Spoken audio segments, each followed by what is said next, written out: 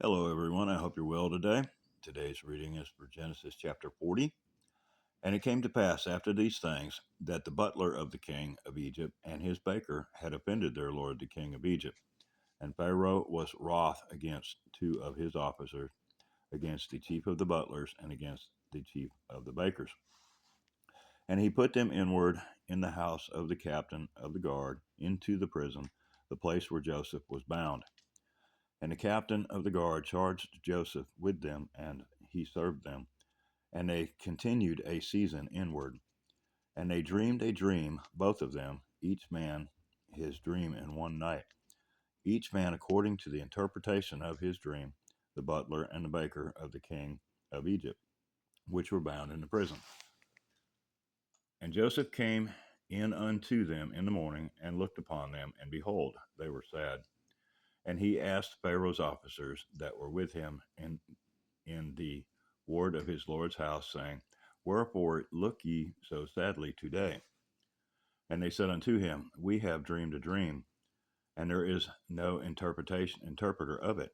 And Joseph said unto them, Do not interpretations belong to God? Tell me them, I pray you. And the chief butler told his dream to Joseph, and said to him, In my dream, behold, a vine was before me, and in the vine were three branches, and it was as though it budded, and her blossoms shot forth, and the clusters thereof brought forth ripe grapes. And Pharaoh's cup was in my hand, and I took the grapes and pressed them into Pharaoh's cup, and I gave the cup into Pharaoh's hand. And Joseph said unto him, This is the interpretation of it. The three branches are 3 days. Yet within 3 days shall Pharaoh lift up thine head, and restore thee unto thy place, and thou shalt deliver Pharaoh's cup into his hand. Afterward, after the former manner when thou wast his butler.